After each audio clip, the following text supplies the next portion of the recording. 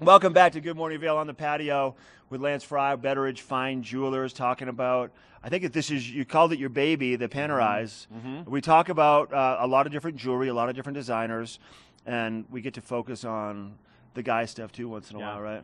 We have tons of great stuff, lots of amazing jewelers. We have some trunk shows happening with our jewelry lines, but you know, I enjoy talking about what I enjoy talking about. I love talking about Panerai and bringing it in and showing them off, and we just got a huge collection of them brought in for us because these are the launches for 2018. So they're finally just hitting the stores. Because I remember interviewing you in the wintertime, and you're like, we just had the big, what did they call that event?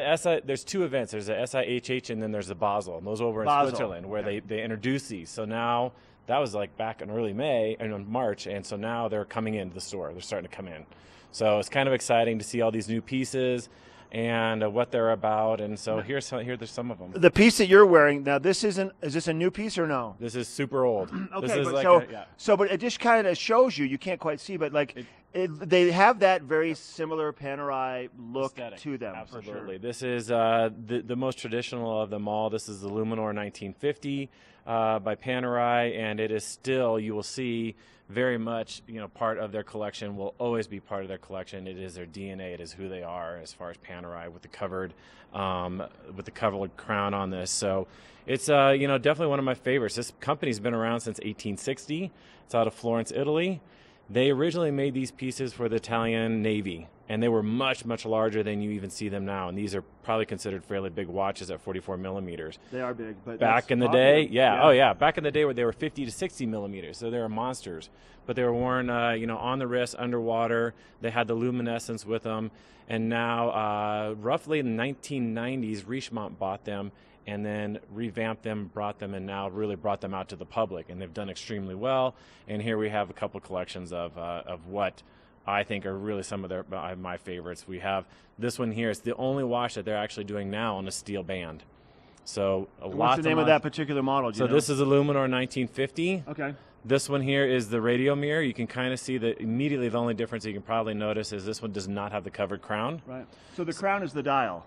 Yep. The crown will set your time. Okay. So you pretty much pull that out, set it, push it in, give it some winds. That'll give the energy to the watch to keep that watch telling time, and that is extremely important. You get that going, then the movement.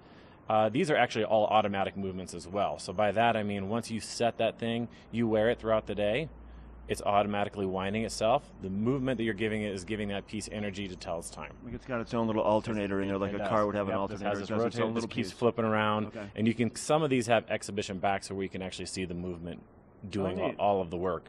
So that is really kind of the cool piece. So this one here is a little special because it has a power indicator on it, and there's a small dial that you can see how much power is left in this watch before you need to wind it. I think you just have to start shaking your arm again a bunch. You got to keep moving, or you just give it some winds, whatever is easier for you. But it's pretty cool because just the fact that it's just another complication. Anytime is something added to a watch, if it's a date, if it's a moon phase, if it's a power reserve, it's called a complication. The more complications, the higher the price, obviously, and the more intricate it is on the inside of that piece. Okay. So that is what we have at Panerai. That's Panerai, Betteridge Jewelers. What time are you open today? 10 to 6, Monday through Saturday in the Solaris. Okay. Closed on Sundays right behind the ice rink at Solaris. We got to look at that weather forecast coming up next.